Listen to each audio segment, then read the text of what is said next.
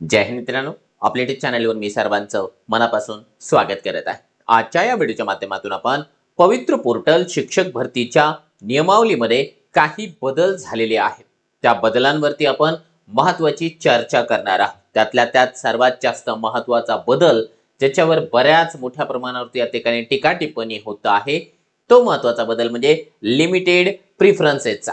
त्याचे फायदे आहेत का तोटे आहेत त्याच्यावर आपण अगदी व्यवस्थितपणाने जे आहे एक एक पॉइंटला धरून चर्चा करणार आहोत। परंतु तत्पूर्वी आपण जर चॅनलवर नवीन असाल तर आमचे चॅनल सबस्क्राइब करा, साईडचा जे बेल आयकॉन आहे त्याला देखील प्रेस करा, जेणेकरून शिक्षक भरतीच्या संदर्भामधल्या कोणत्याही माहितीची अपडेट आपल्याकडून मिस होणार नाही। चला तर मित्रांनो, बघूया महत्त्वाची माहिती। परंतु त्याच्यापूर्वी आपण जर का किंवा आपले कोणी रिलेटिव्ह या ठिकाणी टीईटी परीक्षेची तयारी करत असतील तर त्यांच्याकरिता अवेलेबल आहे गुरुजी नावाची बॅच, जी की कार्यरत शिक्षकांसाठी खूप जास्त उपयोगी असणार आहे। जे कार्यरत नाही त्यांच्यासाठी देखील सेम बॅच असणार आहे। त्यामध्ये तुम्हाला सर्व विषयाचे daily live lecture, TET PYQ video solution, टीईटीची जी टेस्ट सिरीज आहे ती मोफत याच्यामध्ये मिळणार आहे। त्यातल्या त्यात सीटीटीची पीवायक्यू व्हिडिओ सोल्युशन बॅच आहे, सीटीटीची टेस्ट सिरीज आहे आणि महत्त्वाचं म्हणजे सीटीटीची कंप्लीट बॅच देखील यामध्ये मोफत मिळणार आहे। या सगळ्या गोष्टी तुम्हाला मिळणार आहे 1 वर्षाच्या व्हॅलिडिटी सहित, आणि ते मिळतील आपल्याला मास्टर टीचर नावाचं जे ॲप्लिकेशन आहे या ॲप्लिकेशनवर आपण प्ले स्टोअरवरून डाउनलोड करू शकता। फक्त टीईटी साठीच नाही तर सीटीटी साठी देखील अगदी पीवायक्यू सोल्युशनची बॅच असेल किंवा आपल्याकरिता या ठिकाणी जी टेस्ट सिरीज आहे ती असेल अवेलेबल करून देण्यात आलेली आहे। याचा लाभ आपण या ठिकाणी मास्टर टीचर नावाचं ॲप डाउनलोड करून करू शकता। चला आता आपण जाऊया महत्त्वाच्या त्या शासन निर्णयाकडे, ज्या शासन निर्णयावरती मोठ्या प्रमाणावरती या ठिकाणी जे आहे मित्रांनो वाद सुरू आहे किंवा ज्याच्याबद्दल जे आहे बऱ्याच मोठ्या प्रमाणावरती बोललं जात आहे। हा शासन निर्णय शालेय शिक्षण विभागाचा या ठिकाणी जे पवित्र पोर्टलच्या नियमावलीमध्ये बदल करण्यात आलेला आहे 20 जानेवारी 2026 चा शासन निर्णय। आता या शासन निर्णयामध्ये 2 महत्त्वाचे बदल आहेत, बाकीच्या गोष्टी तर समजा ऑलरेडी एक्सपेक्टेड आहेत आपल्याला, त्याच गोष्टी आहेत। आता पहिला आणि महत्त्वाचा बदल बघा, लक्षात घ्या। आपण माझी तुम्हा सर्वांना एक रिक्वेस्ट असेल, मी माझ्या अनुभवाच्या बळावरती आतापर्यंत जे काही शिक्षक भरतीला फॉलो करत आलेलो आहे त्या अनुभवाच्या बळावर सगळे पॉइंट क्लिअर करण्याचा प्रयत्न या ठिकाणी या व्हिडिओच्या माध्यमातून केलेला आहे। आपण सुरुवातीपासून शेवटपर्यंत अगोदर सगळे मुद्दे समजून घ्या आणि समजून घेतल्याच्या नंतर तुमची जी काही मते आहेत ती मतं व्हिडिओच्या खाली कमेंट बॉक्समध्ये कमेंट करा। अगोदर जे आहे संपूर्ण माहिती किंवा माझे जे मुद्दे आहेत ते समजून घ्या की एक्झॅक्टली काय आहे, भविष्यामध्ये काय होऊ शकतं। अर्धवट माहिती या ठिकाणी घेऊन कुठेतरी कमेंट करणे किंवा इतरत्र जे आहे फॉरवर्ड करणे या गोष्टी नका करू। बघा, एक एक करून दोन्ही मुद्द्यांवरती बोलणार आहे। पहिला महत्त्वाचा मुद्दा आहे 13/10/23 चा जो शासन निर्णय आहे की एका उमेदवारासाठी या ठिकाणी जे आहे वरच्या वर्गासाठी निवड झाल्यानंतरही चान्स दिला जाणार आहे, तो नियम या ठिकाणी बदलण्यात आलेला आहे। म्हणजे काय आहे, एक पद एक बिंदू, म्हणजेच काय आहे, एकदा एका उमेदवाराची निवड झाली तर तो उमेदवार त्या भरतीतून जे आहे बाहेर होणार आहे। म्हणजे त्याला सेम त्याच स्कोरचा उपयोग करून ना वरच्या वर्गासाठी ना खालच्या वर्गासाठी कोणत्याच वर्गासाठी या ठिकाणी जे आहे पुन्हा एकदा प्रेफरन्सेस देता येणार नाही।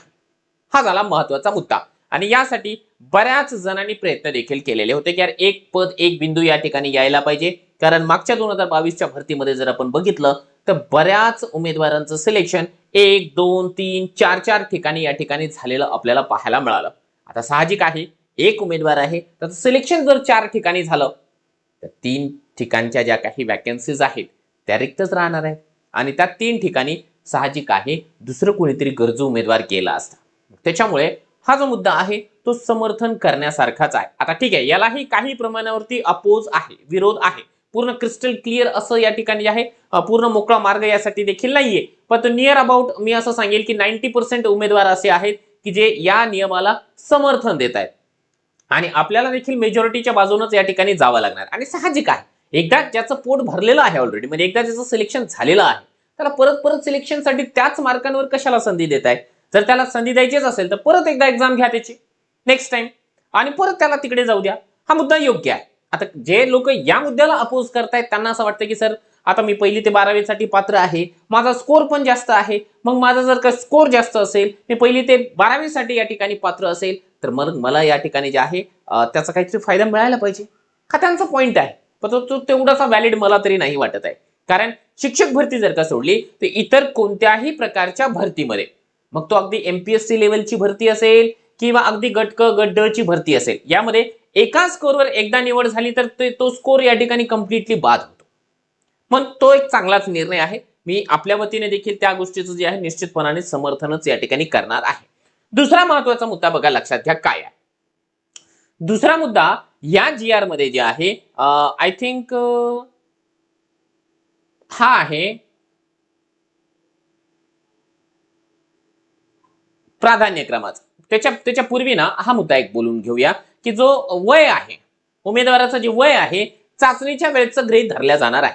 एक्झॅक्टली चाचणीसाठी म्हणजे टेट परीक्षेसाठी फॉर्म भरण्याची जी शेवटची तारीख आहे त्या फॉर्म भरण्याच्या शेवटच्या तारखेला ज्या उमेदवाराचं जे वय आहे तेच वय ही भरती कंप्लीट होईपर्यंत कन्सिडर केलं जाणार आहे. आणि मला असं वाटतं या गोष्टीसाठी सरकारला जे आहे आपण एक लायक बनत आहे. ठीक आहे, जे कोणी प्रशासनिक अधिकारी असेल, शासन असेल, प्रशासन असेल, ज्यांनी हा निर्णय घेतलेला आहे अगदी योग्य आहे. काही जण म्हणतील नाही सर, काही जण या ठिकाणी एज बार झाले असते, आमच्या कॉम्पिटिशन मधून ते बाहेर गेले असते. हे बघा, एवढं स्वार्थी माणसाने होऊ नये, एवढी स्वार्थी प्रवृत्ती चांगली नाही. ठीक आहे, कोणाचं तरी या ठिकाणी भरतीतून जे आहे पत्ता कट व्हावा आणि मी तिथे या ठिकाणी सामील व्हावं, ही संकुचित प्रवृत्ती आहे. असं कोणाचंही नसावं. आणि जे एज बारच्या उंबरठ्यावर उमेदवार आहेत ना, ज्यांचं वय एक तर ओपनचे असतील तर 38 आहे किंवा 43 वर्ष आहे, म्हणजे लक्षात घ्या वयाच्या 43 वर्षापर्यंत त्या माणसाने जे आहे स्ट्रगल केलेलं आहे. त्याला आपण जे आहे जर भरतीच्या बाहेर करून या ठिकाणी आनंद साजरा करत असाल तर लक्षात घ्या ते राक्षसी आनंद आहे. ते खऱ्या अर्थाने माणुसकीला शोभणार नाही. म्हणून हा जो निर्णय आहे त्याचं 100% आपण सर्वांनी समर्थनच करायला पाहिजे. तिसरी गोष्ट आहे या ठिकाणी प्रिफरन्सेस कोणाला कोणत्या मीडियमनुसार येणार आहे तर तो एक मुद्दा आहे. इंग्लिश मीडियमला या ठिकाणी जे आहे सेमी इंग्लिश या शाळांवरती या ठिकाणी देण्यात आलेलं आहे. त्याच्यानंतर जर ते उमेदवार नाही मिळाले तर ती जाहिरात रिपीट होईल आणि रिपीट झाल्याच्या नंतर मग ज्यांचं 12वी डीएड बीएड इंग्लिश मधून आहे त्यांना संधी दिली जाणार आहे, असा तो नियम आहे. म्हणजे एकूण काय आहे की तिची जाहिरात परत येणारच नाही. जे आहे पहिल्यांदाच तर त्याच्यामध्ये कदाचित जे आहे इंग्लिश मीडियमचे उमेदवार त्यांना मिळून जातील. आता आपण येऊया सर्वात कॉन्ट्रोवर्शियल जो 2 नंबरचा मुद्दा आहे याच्यामधला त्या मुद्द्याकडे. बघा, चाचणी या ठिकाणी त्यांनी असं सांगितलेलं आहे, एवढंच वाचून दाखवतो जे बोल्ड मध्ये आहे. उमेदवारास ज्या सोयीनुसार त्यापैकी जास्तीत जास्त एकूण 50 प्राधान्यक्रम लॉक करता येतील. सदर मर्यादा निवडीच्या दोन्ही प्रकारांसाठी स्वतंत्रपणे असेल. हा मुद्दा आहे महत्वाचा, याच्यावरती आपल्याला खूप व्यवस्थितपणाने जे आहे बराच वेळ डिस्कस करायचा आहे. आता हे काय आहे, अगोदर जे काही प्रेफरन्सेस होते ते अनलिमिटेड येत होते, आता हे येणार. ठीक आहे, त्याच्या बाबतीमध्ये वाद नाही. म्हणजे काय होणार आहे लक्षात घ्या. आता थोडक्यामध्ये तुम्हाला सांगतो. बघा, आपल्याला प्रेफरन्सेस येतात कसे, एक वेळ जे नवीन उमेदवार आहेत ते बारकाईनं समजून घ्या. जे जुने आहेत त्यांना अजून बऱ्यापैकी माहिती आहे या संदर्भामध्ये. पसंती क्रम कसे येतात तर पसंती क्रम बघा, आपली जी काही पात्रता आहे, ठीक आहे, आपली जी काही पात्रता आहे, आपलं जे काही माध्यम आहे, आणि आपले जे काही प्रवर्ग आहे त्या प्रवर्गाप्रमाणे आपल्याला प्रेफरन्सेस येतात. आता हे झालं तोंडी उदाहरण म्हणून तुम्हाला जर सांगितलं की यार माझ्याकडे जे आहे पात्रता आहे डीएड आहे, टीईटीचा पेपर 1 आहे, हेच माझी पात्रता आहे आणि माझं मीडियम समजा उर्दू आहे आणि माझी कॅटेगरी ईडब्ल्यूएस आहे. ठीक आहे, उदाहरण म्हणून सांगा. हा डीएड आहे, माध्यम या ठिकाणी मी उर्दूचं घेतोय आणि प्रवर्ग माझा समजा ईडब्ल्यूएस आहे आणि प्लस जे आहे पात्रतेमध्ये मी टीईटीचा पेपर पास आहे. आता ही जर पात्रता आहे तर मग आपण ही जी पात्रता आहे आता पवित्र पोर्टलला या ठिकाणी प्रोफाईल क्रिएट केलेली आहे, रजिस्ट्रेशन केलेलं आहे, म्हणजे पोर्टलकडे ऑलरेडी माझी ही इन्फॉर्मेशन पूर्ण आहे. मग आता ही इन्फॉर्मेशन त्यांच्याकडे आहे, मग पोर्टल काय करतं ते रीड करतं.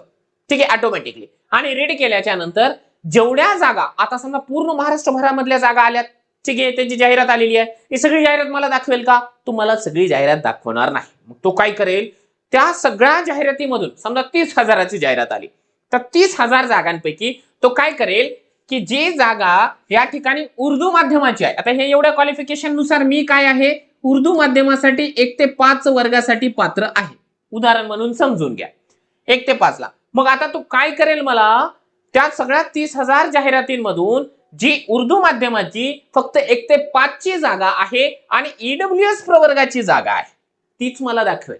आणि फार फार तर जर मी टीईटी या ठिकाणी 90+ मार्क न पास असेल तर मग मला ओपनची जागा दाखवेल. तेवढीच जागा मला या ठिकाणी जी आहे ऑटोमॅटिकली दाखवणार आहे. याला म्हणायचं आहे प्रिफरन्सेस. मग ते एका ठिकाणी असेल, 2 ठिकाणी असेल, 10 ठिकाणी असेल, 50 असेल, 100 असेल, 200 असेल, कितीही असेल. समजा माझ्याकडे क्वालिफिकेशन जास्त आहे, समजा मी 1 ते 5 ला पण पात्र आहे आणि 6 ते 8 ला पण पात्र आहे, मग तो पोर्टल काय करेल, माझी क्वालिफिकेशन या ठिकाणी रीड करेल आणि मला तेवढीचे तेवढे प्रिफरन्सेस या ठिकाणी दाखवेल. काही जण जे आहे 9वी ते 10वी ला पण पात्र असाल किंवा काही जण जे आहे 11वी 12वी साठी देखील पात्र असतील. समजा एक उमेदवार आपण गृहीत धरूया की 1ली ते 12वी या वर्गासाठी पात्र आहे. मग त्याला काय केलं जाणार आहे, त्याचं 1ली ते 12वीची त्याची स्वतःची कॅटेगरी, ओपनचा जर तो क्रायटेरिया पार करत असेल तर ओपनच्या जागा प्लस तो ज्या विषयाला या ठिकाणी जे आहे पात्र आहे, समजा मराठीला पात्र आहे, इंग्लिशला पात्र आहे, इतिहास भूगोल जे काही असेल ते, त्याच्या सगळ्या जागा त्याला दाखवल्या जाणार आहे. अगोदरही असाच नियम होता, आताही असाच नियम आहे. म्हणजे प्रिफरन्सेस कमी येतील का? नाही, नाही. प्रिफरन्सेसचा नियम जशाला तसाच आहे. अगोदरही तसंच व्हायचं. 2022च्या भरतीमध्ये बऱ्याच जणांना या ठिकाणी 800, 900, 1000, 1100 एवढे प्रिफरन्सेस आलेले आहेत. आताही येतील. आता कहाणी में ट्विस्ट जो आहे तो असा झालेला आहे की आता या समजा आपण असं गृहीत धरूया की 800 प्रिफरन्सेस आलेले आहेत. ठीक आहे, माझ्या लॉग इनला 800 आस्थापना दिसताय. मग आता 800 पैकी अगोदर जे आहे 2022ला 800 पैकी 800 ला मी लॉक करू शकत होतो. त्याच्या माझ्या मतानुसार कशाला 1 नंबर द्यायचा, 2 नंबर, 3 नंबर, 4 नंबर असं करत मी 800 पर्यंत पोहोचत होतो. त्याला मर्यादा नव्हती. आता जे आहे या 800 पैकी मला जे आहे फक्त 50 निवडायचे आहेत. 50.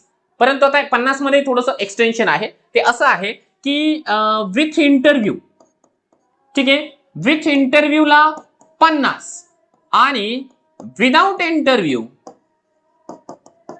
याला 50. ठीक आहे, म्हणजे असे दोन्ही मिळून जे आहे या ठिकाणी 100 प्रेफरन्सेस लॉक करता येणार आहे. इथेच खऱ्या अर्थानं जे आहे खूप मोठा तोटा होण्याची भीती या ठिकाणी निर्माण झालेली आहे. आता तोटा नेमका कोणाला होईल, फायदा नेमका कोणाला होईल, दोन्हीवरती आपण या ठिकाणी डिस्कशन करूया. समजा आता जर उर्दू मीडियमची गोष्ट जर आपण केली ना, उर्दू मीडियमला तर फक्त 50च प्रेफरन्सेस आहे, कारण विदाऊटच्या जागा या ठिकाणी उर्दू मीडियमला असतात, विथ इंटरव्ह्यूच्या जागा उर्दू मीडियमला नसतातच. मग उर्दूवाल्यांनी असं समजून जायचं की आपल्याला 50च प्रेफरन्सेस या ठिकाणी लॉक करता येणार आहे. मग आता ते कोणते करायचे ते आपल्या आपल्या मतानुसार या ठिकाणी करता येते. बघा, आता एक महत्वाचा मुद्दा किंवा याच्यामुळे जे आहे फायदा कोणाचा होऊ शकतो का, तर फायदा त्या उमेदवारांसाठी होऊ शकेल की ज्या उमेदवारांचं ऑलरेडी कुठेतरी सिलेक्शन आहे आणि ज्यांना आपल्या स्वतःच्या जिल्ह्यात जायचं आहे. जसं की आता मागच्या भरतीमध्ये बरेच जण जे आहे आपल्या जिल्ह्यापासून फार दूर या ठिकाणी लागले, 500, 700, 1000 किलोमीटरच्या अंतरावर लागले. आता त्यांच्याकरिता हा जो मर्यादित प्रिफरन्सेसचा जो काही नियम आहे तो फायद्याचाही आहे किंवा फार जास्त नुकसान करणार नाही. कारण ते उमेदवार फार तर काय करणार आहे, स्वतःचा जिल्ह्याचा एक चॉईस देतील, बाजूचा जिल्हा हे 2-4 जिल्हे ते देऊ शकतील, बाकी त्यांना जास्त प्रिफरन्सेस नकोत. परंतु यामध्ये त्या उमेदवारांचं निश्चितपणाने सर्वात मोठं नुकसान होणार आहे ज्या उमेदवारांचं वय संपत आलेलं आहे, म्हणजे एज बार होत आलेले आहे. त्या उमेदवारांची ही शेवटची संधी आहे आणि त्या उमेदवारांना वाटतं की आता मला कोणत्याही कोपऱ्यामध्ये फेकून द्या महाराष्ट्राच्या.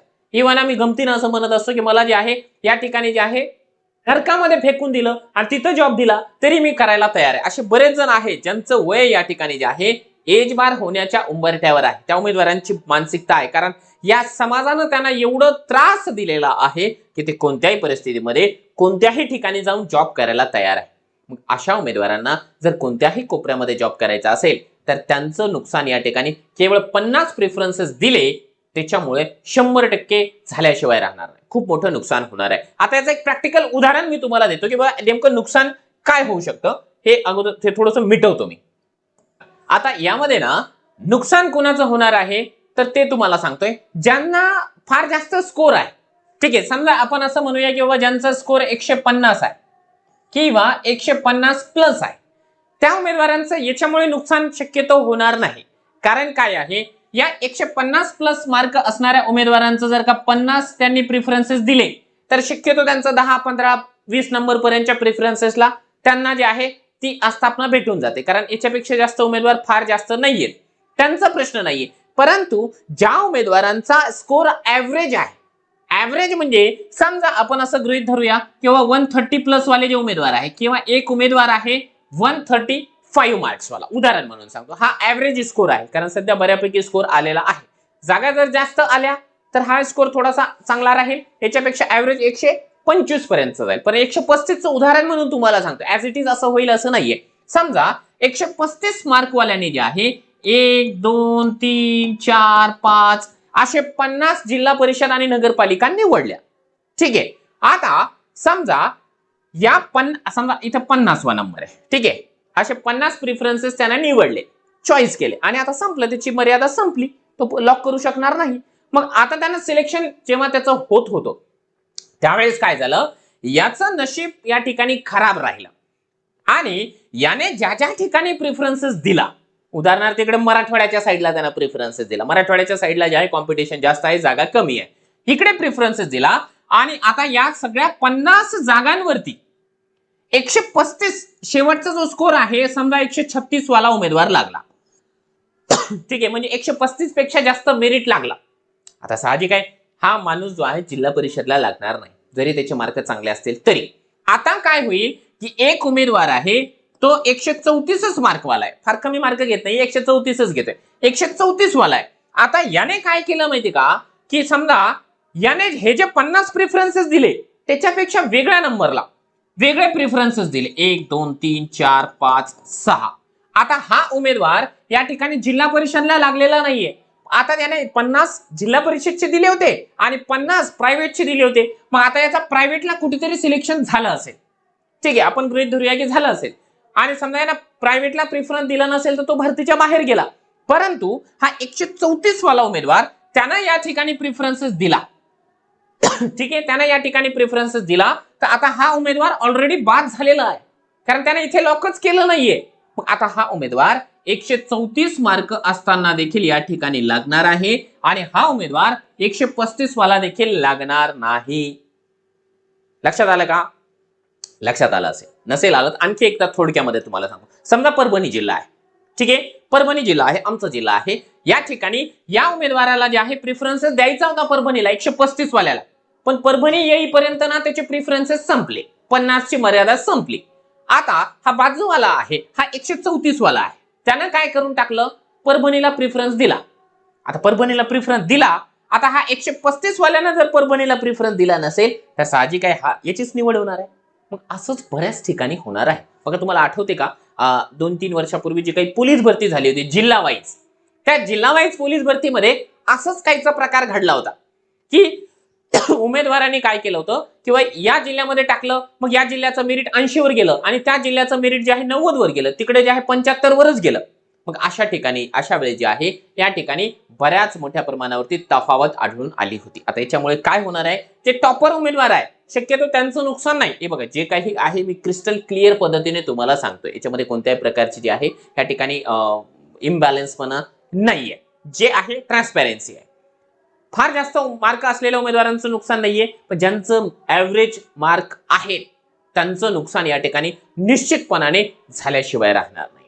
आता मला असं वाटतं की याच्यामध्ये ना एकदाच समजा ज्या प्रायव्हेट सोसायटीज आहेत त्याच्यामध्ये मर्यादा लावली तर चालेल, परंतु जी जिल्हा परिषद आहे, जिल्हा परिषद म्हणण्यापेक्षा मी स्थानिक स्वराज्य संस्था म्हणेल, जिल्हा परिषद, नगरपालिका, महानगरपालिका, कटक मंडळ यांच्यामध्ये प्रिफरन्सेसला मर्यादा नसावी. याच्यामुळे जे आहे अशा प्रकारे खूप मोठ्या प्रमाणावरती नुकसान उमेदवारांचं होऊ शकतं. कारण ज्यांचं वय संपत आलेलं आहे त्यांना असं वाटतं की आम्ही कुठेही जाऊ शकतो. बरेच उमेदवार असे आहेत की जे कुठेही जायला तयार आहे. आता हा नियम आला कशामुळे, हा पण एक महत्वाचा मुद्दा आपल्याला लक्षात घेण्यासारखा आहे. शासनानं प्रशासनानं असंच टाकला का रातोरात नाहीये, याला आपल्याच वतीने काही उमेदवारांनी या ठिकाणी जे आहे मागणी केलेली असू शकते, मला कन्फर्म माहिती नाहीये. आणि दुसरी महत्वाची गोष्ट लक्षात घ्या, ज्या प्रायव्हेट सोसायटीज पवित्र पोर्टल सोडून बाहेरून भरती करण्यासाठी तयार आहेत किंवा मागणी करत होते, त्यांनी एक गोष्ट या ठिकाणी सांगितली होती की काय होतं की एक उमेदवार आहे मुलाखतीसाठी. ठीक आहे, एक उमेदवार आहे, त्यांना 1100 प्रेफरन्सेस दिले, 1100. आता 1100 प्रेफरन्सेस दिले, समजा आता मी परभणीचा आहे, मी तिकडे गडचिरोलीचा प्रेफरन्सेस देऊन टाकलाय. आता गडचिरोलीला मला जायचंही नाहीये, आम्हाला जाणं शक्यही नाहीये, पण तरी देखील मी प्रिफरन्सेस दिला. मग आता प्रिफरन्सेस दिल्याच्या नंतर होतं काय भानगड माहिती का, की मी तिथे इंटरव्ह्यूला जात नाही, बऱ्याच ठिकाणची ही परिस्थिती आहे की एका ठिकाणी जे आहे एक जागा आहे, त्या ठिकाणी 10 उमेदवारांची निवड झाली आणि ऍक्च्युअलमध्ये इंटरव्ह्यूला 2 किंवा 3च उमेदवार आलेले आहेत. मग हे कशामुळे घडलं?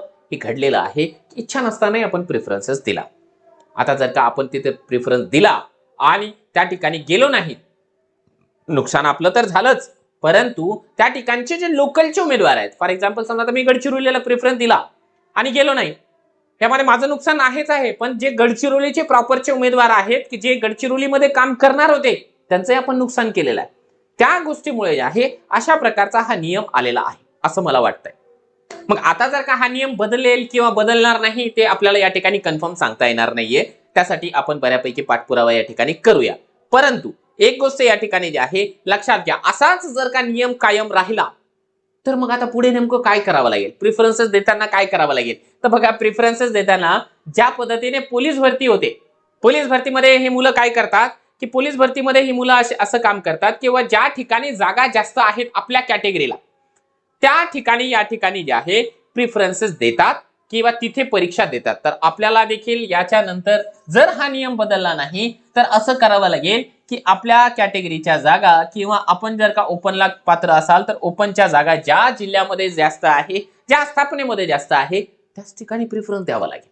ही अशा प्रकारची एक भानगड आपल्या समोर या ठिकाणी निश्चित होऊ शकते. दुसरी एक महत्वाची मागणी आपण या ठिकाणी याला तोड म्हणून असं करू शकतो, जी काही जाहिरात आहे मित्रांनो एकाच टप्प्यामध्ये द्यायला लावू शकतो.